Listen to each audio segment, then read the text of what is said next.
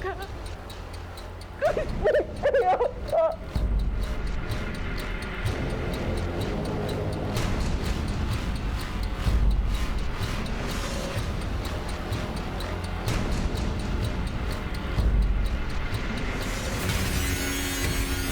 ने क्या खूब कहा है कि रिश्ते जिंदगी का आधार होते हैं। जहां पर कुछ रिश्ते खुशी का कारण बनते हैं, वहीं कुछ रिश्ते घुटन का। और जब रिश्तों में मिलावट होना शुरू हो जाती है तो वहीं से शुरू होती है एक दस्तक, जो कभी भी एक खतरनाक जुर्म की शक्ल में सामने आ सकती है। नमस्कार, मैं senior inspector Himanshu Rawat, crime petrol Dastak में आपका स्वागत करता हूं। अक्सर हम क्राइम होने के बाद ही विक्टिम को जानते हैं, लेकिन इस केस में हमारी विक्टिम से मुलाकात पहले ही हो चुकी थी। लेकिन उस वक्त यह अंदाजा नहीं था कि आगे चलकर यही केस इतना भयानक रूप लेगा।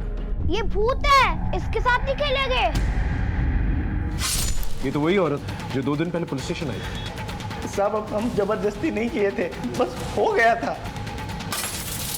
एक राज तो पहले से फाश कर चुका था और ना जाने कितने राज थे जिसे छिपाने के लिए इसे हमेशा के लिए खामोश कर दिया गया।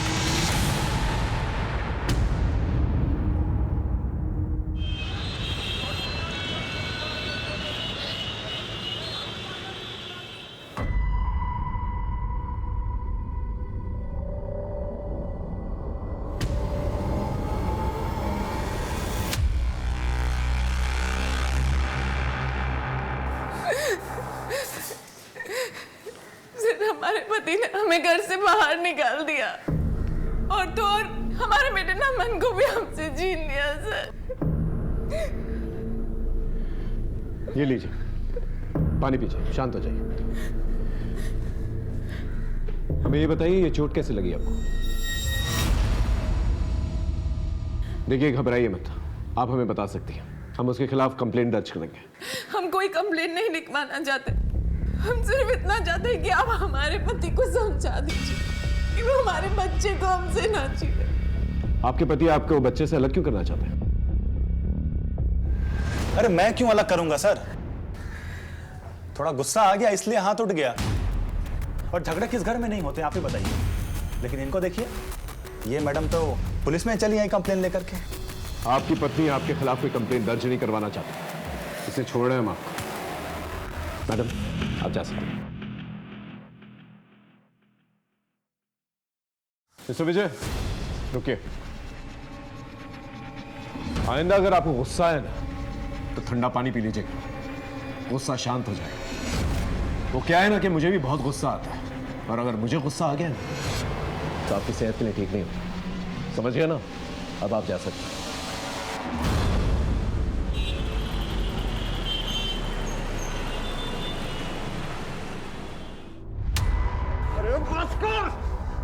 ये सब आपका क्या धरा है बाबूजी? अब हमको बोल रहे हैं कि बस करो। हाँ तो क्या करोगे? जान से मार दोगे इसे? बाबूजी, इनको जो करना है करें, हम इनको रोकेंगे नहीं, मगर नमन को मुझसे अलग मत करो। पगला गई हो क्या? कौन छीन रहा तुम्हारे नमन को तुमसे? अपने कमरे में जाओ, बाकी काम देखते हैं। जाओ।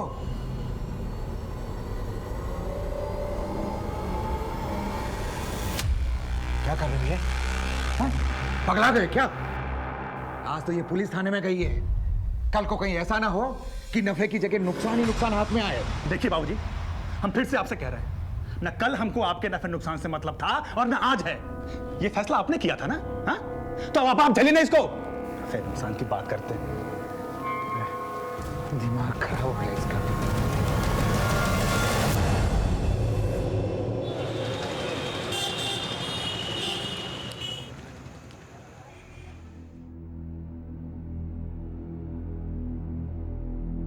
साक्षी बेटा, ये ले कॉफी।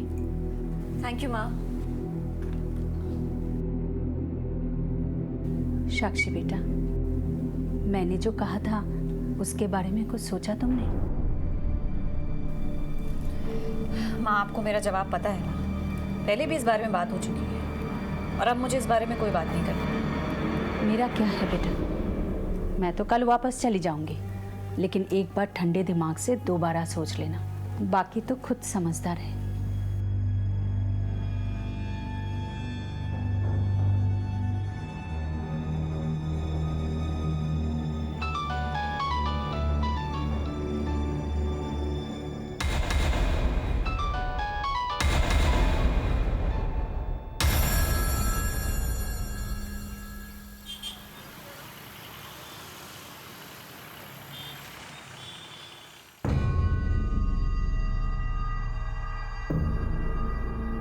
दूध और अखबार भी किसी ने उठाया क्यों नहीं?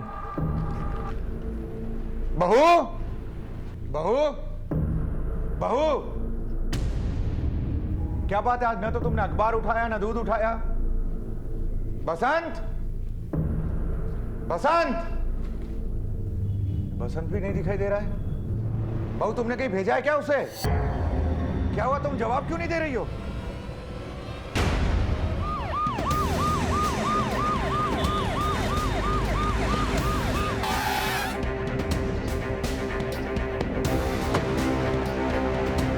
चलिए हटिए, हटिए।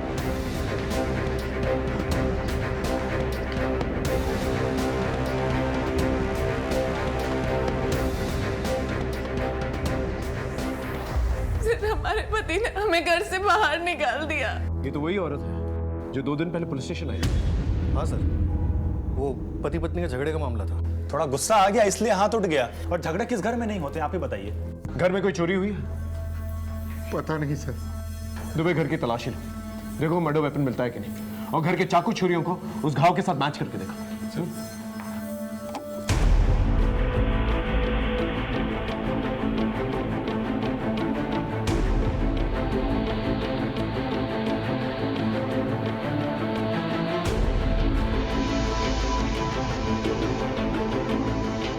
आज सुबह जब अपने पोते नमन को स्कूल छोड़ने गए थे तो बहू घर में अकेली थी। वापस आए तो दूध और अखबार बाहर ही पड़ा हुआ था। उसे उठाकर अंदर लेकर आए, तब तक ये हो चुका था। तो क्या ये दरवाजा खुला था? दरवाजा तो हमेशा बंद रहता है, पर पता नहीं आज कैसे खुला रह गया। और इस बारे में जानकारी किस किस को है? फैमिली मेंबर और घर का नौकर बसंत। ये बसंत का है? अभी तक तो आ जाना चाहिए था, पर पता नहीं क्यों नहीं आया वो।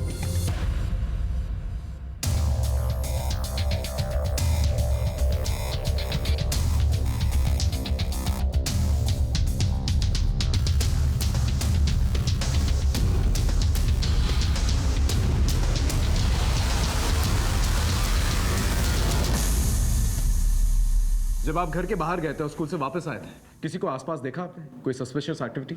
नहीं सर, हम तो रोज ऐसे ही स्कूल छोड़ने जाते हैं पोते को। सर, घर में ना किसी फोर्स एंट्री के निशान है और ना ही घर में चोरी हुई है। बेडरूम का लॉकर खुला हुआ है जिसके अंदर काफ़ी गहने रखे हुए, पर्स के अंदर 10-15 हज़ार रुपए हैं, लेकिन सब इंटैक्ट है। सर, हमारी बहू कविता के गहने गायब हैं सर। मतलब कविता की बॉडी पे जो गहने थे सिर्फ वही गायब है, जबकि इतनी सारी चीजें हैं चोरी करने के लिए। ये कैसी चोरी हुई? आप आइडेंटिफाई कर सकते हैं कि ये कौन सी गहने चोरी हुए थे? 1 मिनट सर, ये देखिए, ये हमारी बहू ने जो गहने पहने हैं वो गायब है सर। दुबे, इन फोटोज की कॉपी बनाओ और गहनों के सेलर्स को भेजो, उन्हें अलर्ट करो, इन्हें बेचने की कोशिश की जा सकती है। सर, 2 दिन पहले आपके बेटे और बहू के बीच में झगड़ा हुआ था। थोड़ा गुस्सा आ गया इसलिए हाथ उठ गया। और झगड़े किस घर में नहीं होते आप ही बताइए। आपका बेटा कहाँ है? वो तो कल रात को कलकत्ता चला गया बिजनेस के सिलसिले में। यहाँ आपकी बहू का मर्डर हुआ है और 12 घंटा पहले आपका बेटा कोलकाता चला जाता है। कुछ ज्यादा ही कोइंसिडेंस नहीं है ये? बाबूजी, ये क्या हुआ? ये कौन है? घर का नौकर बसंत। कहाँ थे तुम? साहब, हम बाजार गए थे सब्जी लाने और भाभी जी ने कुछ सामान मंगाया था तो इसलिए हम लेट हो गए। दुबे, बॉडी को पोस्टमार्टम के लिए भेज दो। और मिस्टर अशोक, अपने बेटे को इन्फॉर्म कीजिए कि जल्द से जल्द वो यहाँ है। दुबे, कलकत्ता से विजय के बारे में पता करो। इस घर के नौकर, न्यूज़पेपर और दूध वाले के बारे में पूछताछ करो। एक आम घर की गृहिणी का उसी के घर में मर्डर हो जाता है। जब हम ये केस सुलझाने के लिए गए तो परत दर परत कई पहेलियां सामने हैं। 1 2 3 4 5 6 7 8 9 10।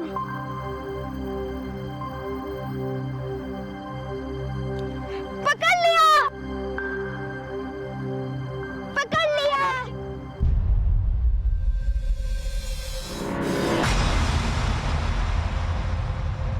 मधु, मधु, संभाल अपनी बेटी को। देख क्या हाल बनाया मेरे बेटे का। आज तो मेरे बेटे की जान ही ले लेती। काबू में रख अपनी बेटी को, वरना किसी दिन कुछ ना कुछ हो जाएगा। फिर मत कहियो मैंने नहीं समझाया।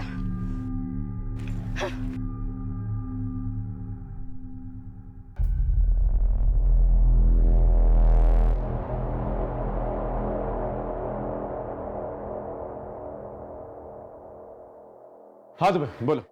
कविता के मर्डर के टाइम के आसपास अशोक नमन के स्कूल में और वो नौकर बसंत जनरल स्टोर में थे। विजय से भी बातचीत की, वो फिलहाल कोलकाता में वापस आने को कहा है। और सर दूध वाले और अखबार वाले से भी बात की, किसी ने कुछ भी सस्पिशियस नोटिस नहीं किया।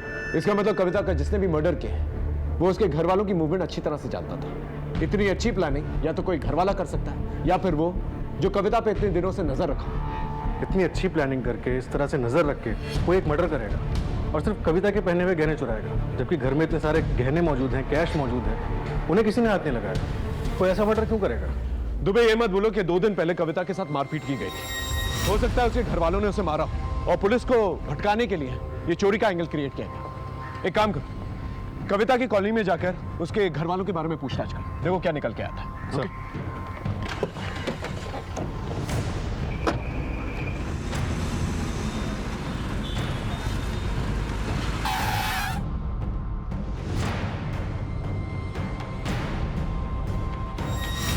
साहब, हर 2-4 दिन में कुछ ना कुछ होता ही रहता था भैया और भाभी के बीच में। और ये अशोक, जब झगड़े होते थे तब ये क्या करता था? विजय भैया उनकी सुनते ही कहाँ थे। सर कविता मेरी बहुत अच्छी दोस्त थी, उसके माँ बाप बहुत पैसे वाले लोग थे सर। अशोक और विजय जो अपनी प्रॉपर्टी बताते हैं ना सर, ये प्रॉपर्टी कविता के पापा नारायण जी की थी, जो उनकी मौत के बाद कविता की हो गई सर। इसीलिए तो विजय ने कविता से शादी की थी। और तो और सर, जिस घर में वो लोग रहते हैं ना, वो घर भी कविता के नाम पे था। घर में इतने झगड़े होते थे, क्या कविता को विजय और अशोक से कोई खतरा था? कभी कुछ कहा उसने इस बारे में?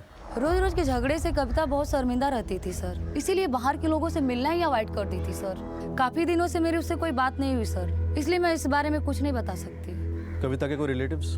हाँ सर, सीतापुर रोड में उनके एक चाचा रहते हैं।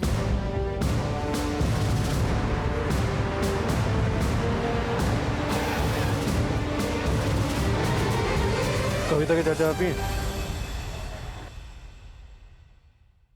साहब, आपके लिए तो आज मरी है कविता, हमारे लिए तो कब की मर चुकी है वो।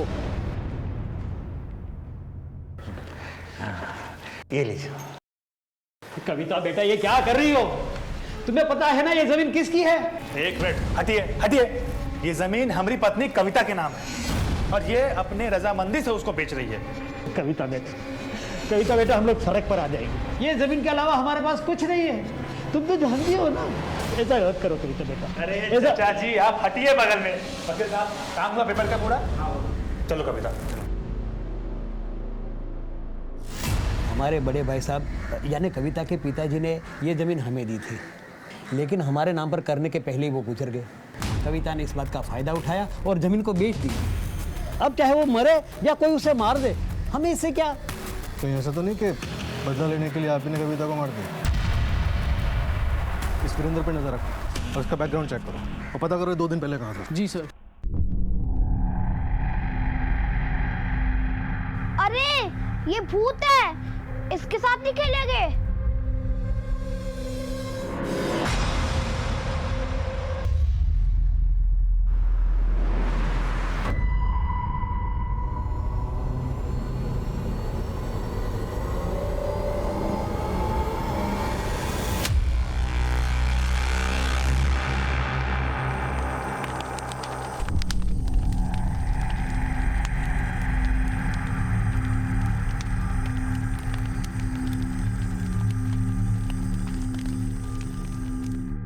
मधु, हाँ, उठाओ ले। अरे अभी तो हंगामा करके सोई है। जितना बोला उतना करो, समय निकलता जा रहा है। उठाओ इसे। अरे पर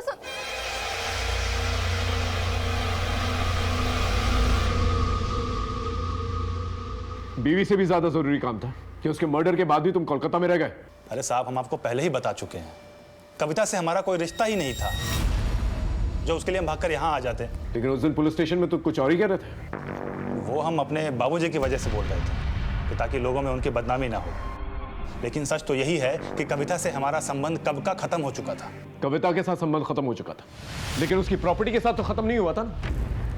उसकी एक एक इंच की प्रॉपर्टी तूने और तेरे बाप ने बेच डाली, और जब उसके पास कुछ नहीं बचा बेचने के लिए तो तूने उसे जान से मार डाला। देखिए सर, इस एंगल में आप ना ही पढ़े तो बेहतर है। हमें मत पता किस एंगल में जाना हो किस एंगल में नहीं, समझा? मिस्टर विजय, तुम्हारी पत्नी कविता की मौत के बाद तो फायदा तुम्हें पहुंचेगा ना।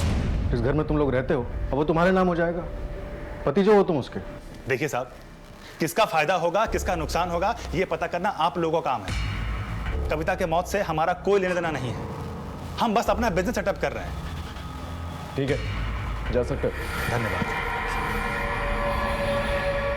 दुबे, जिस दिन कविता आई थी पुलिस स्टेशन, उसी दिन हमें अलर्ट हो जाना चाहिए। हम कर भी क्या सकते थे सर, कविता खुद ही कोई एक्शन नहीं लेना चाहती थी। और एक बात सर, अगर कविता वाकई में इतनी दबी कुचली थी कि सब कुछ इनके नाम कर दिया था, इनके खिलाफ कोई एक्शन नहीं लेना चाहती, तो इन लोगों के लिए तो सब कुछ ठीक ठाक था, फिर ये मर्डर का रिस्क क्यों लेंगे? दुबे, पति पत्नी के रिश्ते ठीक नहीं थे, लेकिन घर में दो और मर्द भी थे, अशोक और वो नौकर बसंत। हो सकता है प्रॉपर्टी का मामला ना होगा, बात कुछ और है। बसंत का तो नहीं पता साहब, लेकिन कुछ दिन पहले हम कविता मैडम के घर कपड़े देने गए थे तो वहाँ हमें बसंत का दोस्त चमन मिला था। निकल बाहर। गलती हो गई भाभी जी, गलती। कहाँ से आ जाते? अरे क्या हुआ भाभी जी, इसने कुछ किया क्या? बताइए तो अभी ठीक किए देता हूँ। नहीं नहीं भैया, आप रहने दीजिए, हम देख लेंगे। तू निकल यहाँ से। हुआ क्या था? अब हुआ क्या था ये तो पता नहीं, लेकिन कविता मैडम बहुत गुस्से में थी। फटाफट बता दे, कविता के घर क्यों गया था, नहीं तो करूँ तेरी खातिरदारी। बताता हूँ साहब, सब सच बताता हूँ। मेरी तो मती मारी गई थी साहब, जो मैं उधर गया था।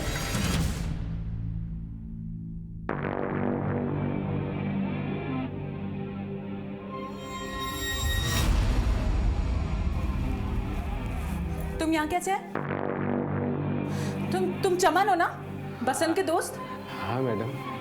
तुम बेडरूम में क्या कर रहे हो? बेडरूम में ही तो आना था ना मैडम, हमने सोचा बसंत तो रोज आता है, आज हम चले आए। देखो ना मैडम, हम बसंत से कितने खूबसूरत दिखते हैं, आप उसके साथ कर सकती है, हमारे साथ क्यों नहीं कर सकती मैडम? हमें भी तो मौका दीजिए ना। बाहर निकल। मत कीजिए मैडम। बाहर निकल। कविता और बसंत के संबंध, ये बात तुझे बसंत ने बताई थी? हाँ साहब, उसी ने बताई थी मुझे। और ये बात का तूने यकीन कर लिया कि वो सच बोल रहा है? वो सच ही बोल रहा था साहब, क्योंकि उसने मुझे एक वीडियो दिया था अपना और वो मैडम का।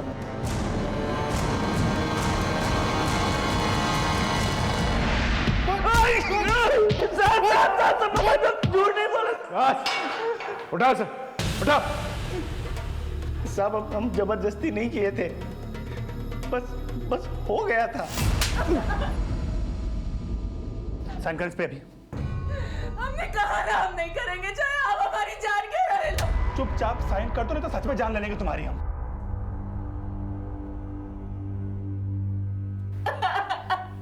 भाभी जी, सब ठीक हो जाएगा। कैसे होगा सब ठीक? हम समझाएंगे भैया को, सब सही हो जाएगा। कुछ ठीक नहीं होगा।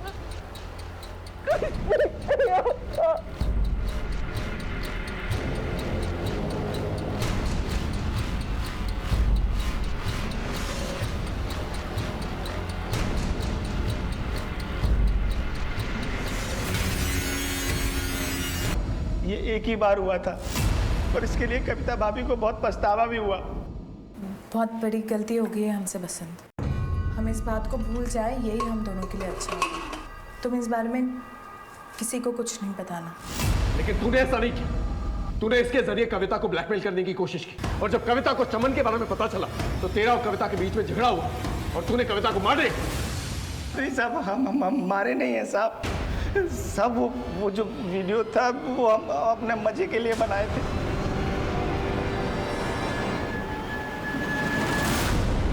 हमारी बहू नौकर के साथ, ये दोनों हमारी पीठ के पीछे। आपके घर के अंदर ये सब कुछ चलता रहा और आप लोगों को पता तक नहीं चला, क्यों मिस्टर विजय? हम आपसे पहले भी कह चुके हैं, कविता से हमारा कोई संबंध नहीं। अब हमारे पीठ पीछे वो क्या करती है, किससे मिलती है, इससे हमें कुछ फर्क नहीं पड़ता है। लेकिन लोगों को तो फर्क पड़ता है मिस्टर विजय। अगर लोगों को पता चल जाता आपकी बीवी और नौकर के बीच में क्या संबंध है, क्या इज्जत रह जाती है आप लोगों की सोसाइटी में? इज्जत? किस बात की इज्जत? अरे हमारी इज्जत बची कहां? उसकी तो हमारी बहू ने धज्जियां उड़ा दी। इसीलिए आप लोगों ने उसे उड़ा दिया। ये क्या कह रहे हैं आप? हमें नहीं पता उसने ऐसा कुछ किया। अगर पता चलता तो हम खानदान की इज्जत की खातिर मार देते। कविता के मर्डर केस में कुछ अजीब बातें सामने आई। विजय का कविता के साथ बुरा बर्ताव करना ये एक दस्तक थी, और इसी बुरे बर्ताव की वजह से कविता ने गलती की। लेकिन क्या इस गलती की वजह से कविता का मर्डर या वजह कुछ और थी? अभी हम सिरों को टटोल ही रहे थे कि अचानक से एक पेच पड़ गया।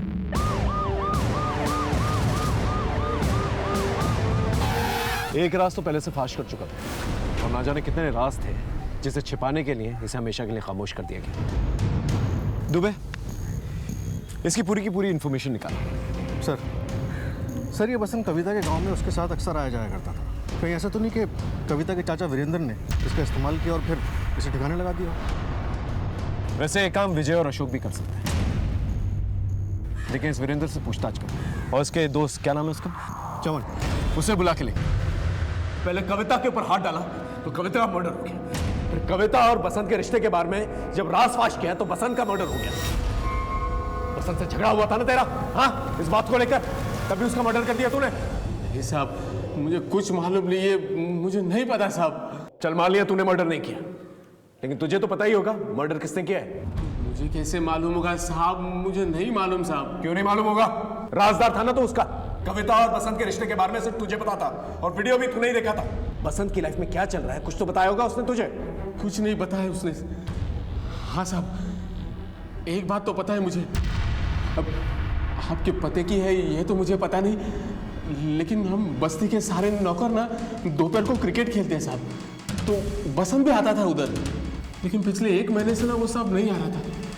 मैंने पूछा उससे तो उसने बताया कि वो एक नई गर्लफ्रेंड मिल गई है साहब उसे। तो उससे मिलने ना वो मेहराम नगर जाता है साहब, इतना ही पता है। दुबे, इस बसंत की नई गर्लफ्रेंड के बारे में पता करो। हो सकता है इस गर्लफ्रेंड के नाम पर ये कविता की मर्डर और लूट की प्लानिंग मेहराम नगर में ही कर रहा हो। सर ये भी तो पॉसिबिलिटी है कि बसंत और कविता के मर्डर से एक दूसरे से जुड़े हुए ही ना हो। विजय और अशोक की इज्जत खराब की थी, कहीं मर्डर उस वजह से तो नहीं हुआ? हो सकता है। इस बसंत के कॉल रिकॉर्ड चेक करो, देखो ये मेहराम नगर में किस मोहल्ले में जाता था। अगर उसकी गर्लफ्रेंड मिल गई ना तो सब कुछ क्लियर हो जाएगा। सर, और हाँ, कविता के चोरी हुए गहनों के बारे में कुछ पता चला? फिलहाल तो नहीं सर, पर हमारे लोग अलर्ट पर हैं।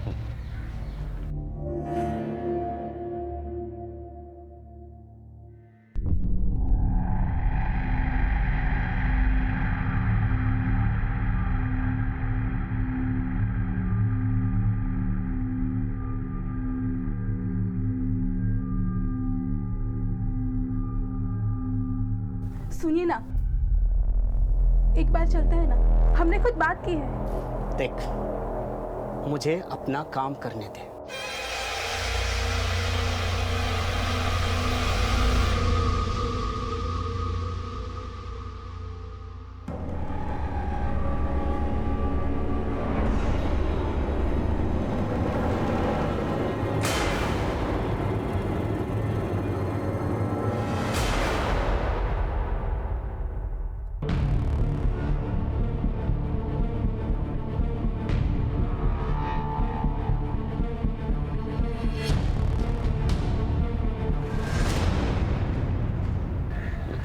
सर, हाँ तो भाई, सबके कॉल रिकॉर्ड स्कैन करा था, तभी बसंत के घर के पास वाले मोबाइल टावर के रिकॉर्ड से एक इंटरेस्टिंग बात पता चली। बसंत की मर्डर वाली रात 10 से 12 के बीच ये आदमी वहां मौजूद था।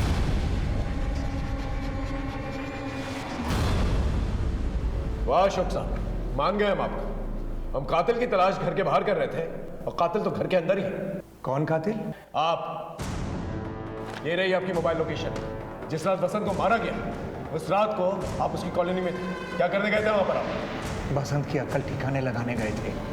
हमारे घर में खाया और हमारी पीठ पीछे छुरा घोंपा उसने, और उसी छुरे से फिर आपने उसे मार डाला? इरादा तो यही था, मगर वो घर पे नहीं था, ताला लगा हुआ था, इसीलिए हम लौट आए। हम कैसे मान लें आप सच बोल रहे हैं? हाँ तो मत मानिए, मत मानिए, क्या फर्क पड़ेगा? बिठा के रखिए हमें यहाँ पे और घूमने दीजिए कातिल को आजाद। हमारे इस केस के साथ साथ दूसरी जगह इस केस से रिलेटेड कुछ हलचल चल रही थी जो हमारे इस केस को सुलझाने वाली थी।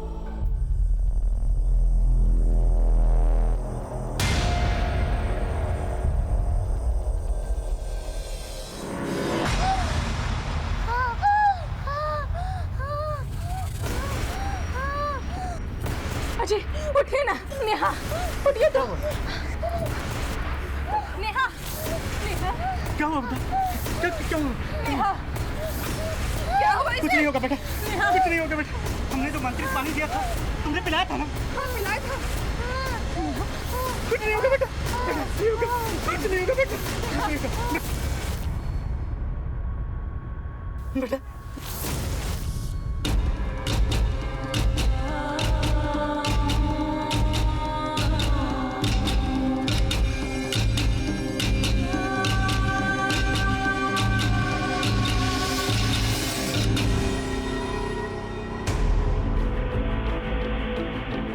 इसे देखा नहीं? हाँ साहब, ये बसंत रोज रोज आता था, 4-6 घंटों तक रहता था साहब।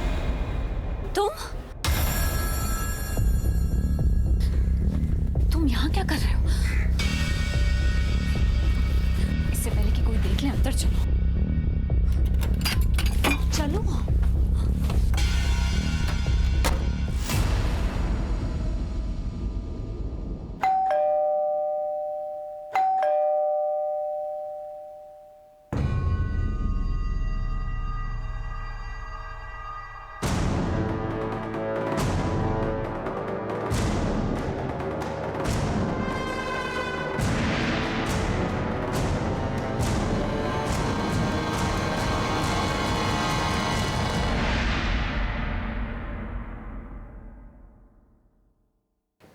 हाँ तो मिस्टर विजय, ये बताइए आप बसंत की गर्लफ्रेंड के साथ उस घर में क्या कर रहे थे? क्या? किसकी गर्लफ्रेंड? अच्छा, आपको नहीं मालूम? बसंत आपका नौकर इन्हीं से तो मिलने जाता था इनके घर। क्या बात है मैडम, आपने विजय जी को बताया नहीं बसंत के बारे में? हाँ मिस्टर विजय, अब बताइए ये कौन सा एंगल है, या आप बताएंगी? बोलिए। हाँ सर, बसंत मुझसे मिलने आता था, लेकिन मैं उसकी गर्लफ्रेंड नहीं थी सर। लखनऊ आने से पहले दिल्ली में मेरा एक बॉयफ्रेंड था, आदिल। आदिल के पास मेरे कुछ पर्सनल वीडियोस थे सर। वो तो मुझे ढूंढता ढूंढता यहाँ लखनऊ तक आ गया था सर। जब उसे विजय के बारे में पता लगा तो वो मुझे ब्लैकमेल करके सेक्सुअली एक्सप्लॉइट करने लगा था। मैं तंग आ गई थी सर, लेकिन कुछ कर नहीं पा रही थी, चुपचाप सब सह रही थी। फिर एक दिन विजय ने बसंत के हाथों एक पार्सल भेजा मेरे घर। उस वक्त आदिल भी था और बसंत ने मुझे और आदिल को साथ में देख लिया।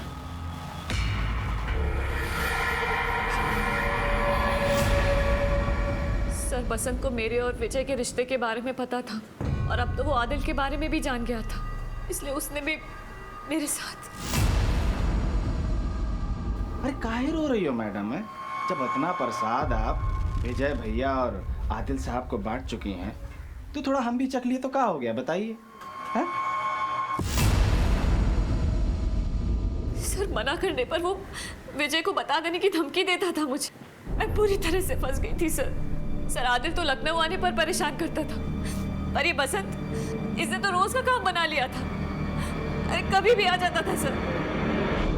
अब समझ में आने लगा है कि कविता और बसंत का मर्डर क्यों हुआ था। आप मिस्टर विजय, कविता आपकी कानूनी पत्नी थी ना, और उसके रहते हुए आप साक्षी से शादी तो नहीं कर सकते, इसलिए आपने कविता को मार डाला।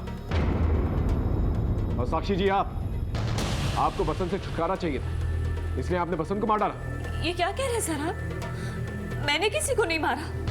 इनफैक्ट बसंत ने मेरा पीछा छोड़ने के लिए मुझे खुद फोन किया था। आज हमको पुलिस ने उठा लिया था।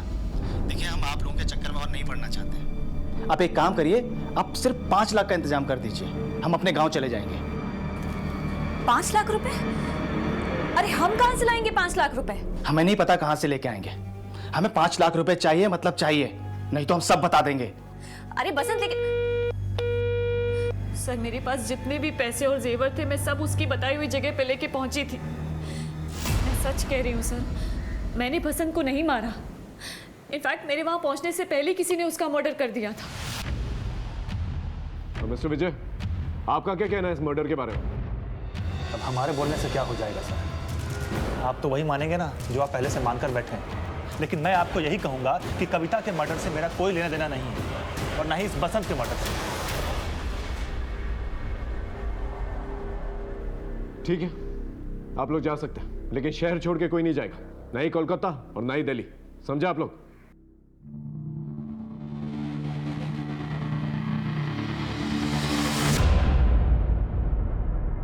विजय सॉरी सॉरी। तुम्हारे सॉरी तो हम अचार डाले। एक नौकर के साथ में सोती रही और हमको धोखे में रखा। आज से हमारा रिश्ता खत्म। 10 दिन का टाइम दे रहा हूं, चुपचाप हमारा घर खाली कर दो, समझी तुम? विजय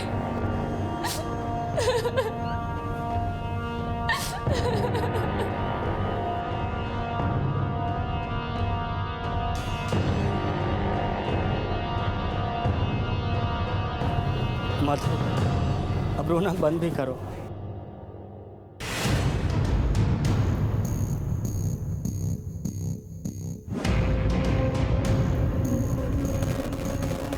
मैं आता हूँ थोड़ी देर में।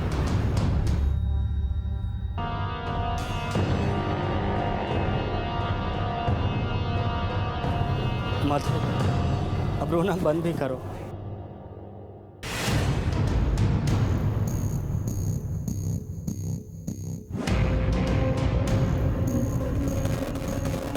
मैं आता हूँ थोड़ी देर में।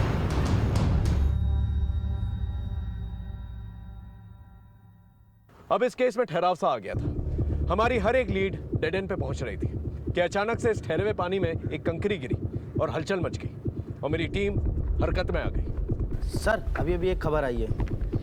क्या खबर? कविता के जो गहने चोरी हुए थे उनकी एक डील हुई है कृष्णापुर मार्केट में, और सर बेचने वाले की पहचान भी हो गई है।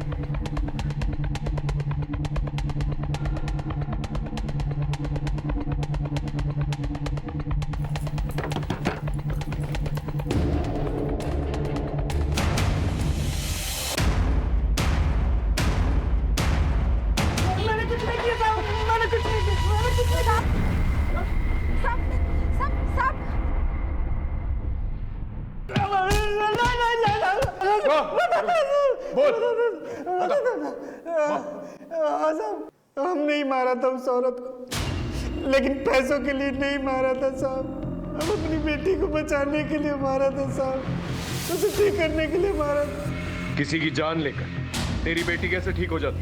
साहब हमको एक बाबा मिला था साहब। बच्चा, तुम्हारे भाग्य में सिर्फ एक ही संतान है और उसके भी प्राण संकट में है। मेरे पास एक उपाय है, क्या कर पाएगा? जरूर करूंगा बाबा जी।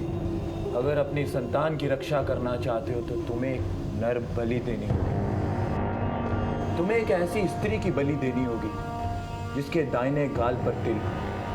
आज से 7 दिन बाद अमावस्या की रात है। उस रात से पहले कोई ऐसी स्त्री को ढूंढो और उसकी बलि दो। उसके द्वारा धारण किए हुए सभी आभूषणों, याद रहे एक भी आभूषण उसके शरीर पे ना रह पाए। सारे के सारे आभूषण उसके शरीर से उतार लेना और उन आभूषणों को नीम के पानी में उबालकर अगली पूर्णमासी तक हर रात 12 बजे अपनी संतान को नहलाना। वो स्वस्थ हो जाएगी बच्चा। लेकिन बाबा जी, हम ऐसी स्त्री को ढूंढेंगे कहाँ जिसके दाहिने गाल पर तिल हो? अगर हृदय से ढूंढोगे तो भगवान स्वयं तुम्हारी मदद करेगा। हम अपनी बेटी को मरते हुए नहीं देख सकते थे साहब। 2 दिन तक वैसी औरत को बाजार, सड़कों पर हर जगह ढूंढा साहब, लेकिन वो नहीं मिली। फिर एक दिन एक घर से काम के लिए फोन आया साहब।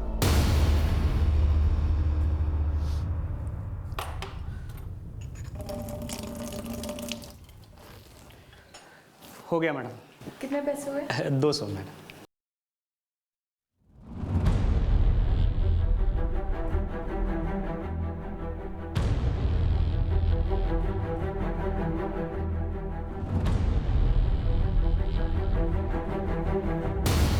हमें जैसी औरत की तलाश थी वो हमें मिल गई थी साहब। आप हमको माफ कर दो मेम साहब, आपके मरने से ही हमारी बेटी ठीक हो सकती है।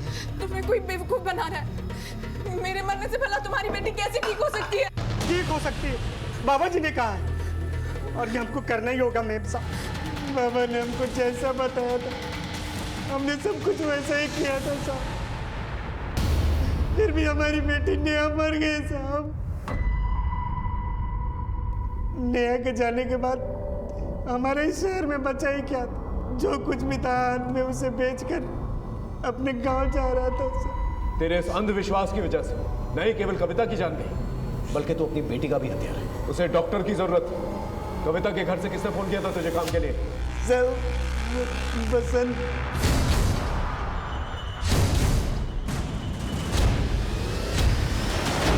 तुम्हारे पति ने अपनी सनक में किसी की हत्या कर दी और तुम उसके इस पागलपन में उसका साथ देती रही। हाँ? बहुत गरीब लोग हैं साहब, काम ही नहीं था उनके पास। मैं भी नेहा की वजह से एक ही घर में झाड़ू पोछा करती थी। क्या करे, इलाज के लिए पैसे ही नहीं थे। जो वो कहते गए साहब मैं वो करती गई।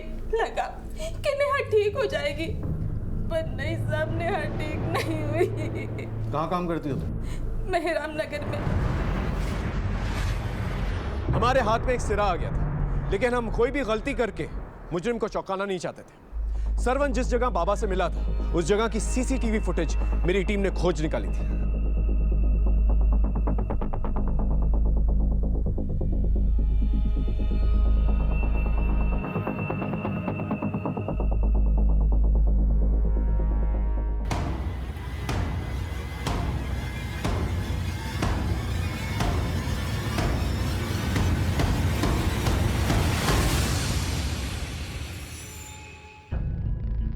हाँ साहब, अभी कुछ ही दिन पहले मैंने ये बाबा का फुल गेटअप बेचा था। किसको बेचा था? सर सीसीटीवी है सर, आप चाहें तो देख सकते हैं। ये देखिए सर।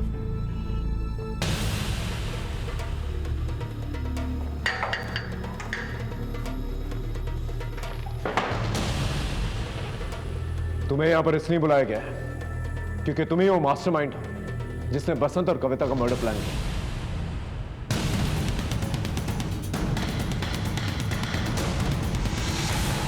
सर, आप ऐसे कैसे मेरे पे इल्जाम लगा सकते हैं? क्योंकि कविता का मर्डर करने वाली सरवन की बीवी मधु तुम्हारे यहाँ काम करती थी। कहाँ काम करती हो तुम? मेहराम नगर में साहब, साक्षी मैडम की यहाँ। मधु मेरे यहाँ काम करती है, उसका आदमी नहीं। हम जानते थे आप कुछ ऐसा ही बोलेंगी, इसलिए हम पूरी तैयारी के साथ आए। दुबे लेके आओ उसे।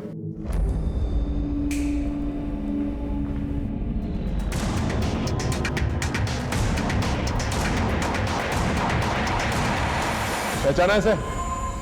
तुम तक पहुंचने के लिए पहले हमने तुम्हारे आशिक को दबोचा।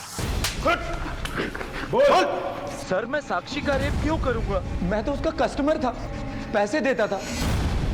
सर साक्षी मेरी अय्याशियों के बारे में मेरी बीवी को बताने की धमकी दे रही थी और मेरा पीछा छोड़ने के लिए मुझे बाबा बनके शरवण को फंसाने के लिए कहा। मगर जब कविता के मर्डर की पुलिस ने जांच शुरू की, मुझे लगा कि मैं फालतू में लपेटे में आ जाऊंगा, इसलिए वहां से भाग गया सर। और ये रहा तुम्हारा तीसरा सबूत। लैपटॉप लेके आओ। ये देखो,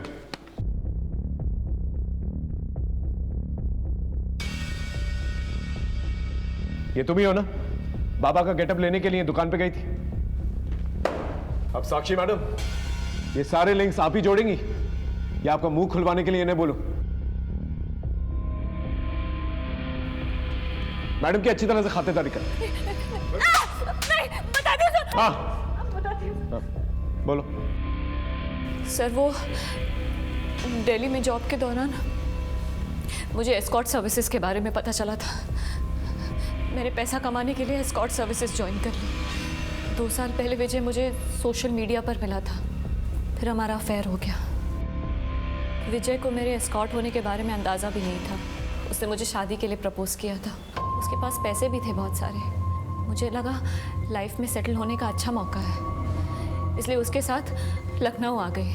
पर यहाँ की मुझे पता लगा कि वो तो पहले से ही शादीशुदा है। विजय ने अपनी पत्नी को तलाक देने के लिए मुझे यकीन दिलाया, लेकिन वो कविता वो उसे तलाक देने के लिए रेडी नहीं थी। हमने कहा ना हम साइन नहीं करेंगे। पहले आपने जहां जहां बोला आपसे बिना कोई सवाल किए हमने साइन कर दिए, पर ये तलाक के पेपर पे हम साइन नहीं करेंगे। कविता विजय को तलाक देने के लिए राजी नहीं हो रही थी, इसलिए मैंने डिसाइड किया कि इस कविता को तो रास्ते से हटाना होगा। और तब मुझे मधु से सरवन के अंधविश्वास का पता चला।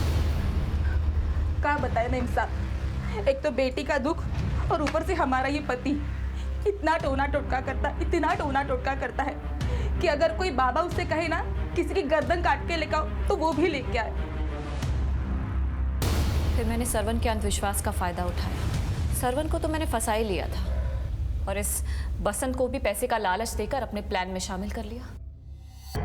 बसंत से सरवन को कॉल करवाकर कविता से मिलवा दिया। बसंत को क्यों मारा? जब पुलिस ने उसे उठाकर पूछताछ की तो वो डर गया था। हम आज गांव जा रहे हैं, हमें 5 लाख रुपए चाहिए, वरना हम तो फंसेंगे ही, तुम्हें भी नहीं छोड़ेंगे। मैं अगर उसे 5 लाख रुपए दे भी देती ना सर, तब भी वो हमेशा के लिए मेरे लिए खतरा बना रहता। इसलिए विजय की प्रॉपर्टी पाने के लिए इतनी प्लानिंग की, लेकिन तुम ये भूल गई कि किसी की मौत से जिंदगी नहीं पाई जाती। अब सारी जिंदगी काल कोठरी में बिताना।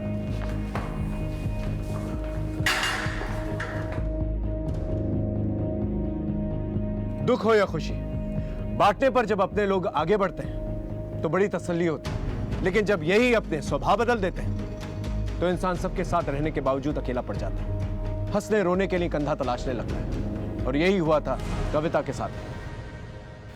कविता का पति विजय और उसके ससुर के अंदर छिपी लालच एक बहुत बड़ी दस्तक थी। यह रिश्ता महज दौलत पर टिका हुआ था। विजय की जिंदगी में साक्षी जैसी लड़की का सोशल मीडिया से आना और उसका इतनी आसानी से शादी के लिए हाँ कह देना, यह एक बहुत बड़ी दस्तक थी। उस ढोंगी बाबा का सरवन को मर्डर के लिए उकसाना सबसे बड़ी दस्तक थी, और इस अंधविश्वास की वजह से किसी की जान तक चली गई। जब रिश्तों की घुटन जानलेवा हो जाती है तो ये एक बड़ी दस्तक होती है कि आगे चल के कभी भी कुछ भी हो सकता है। अपने और अपनों की रिश्तों की कदर कीजिए, इससे पहले कोई बाहर वाला आके इसका फायदा उठाए। फिर मिलेंगे एक नए केस के साथ, तब तक देखते रहिए क्राइम पेट्रोल दस्तक। मकसद बताना नहीं, बचाना है।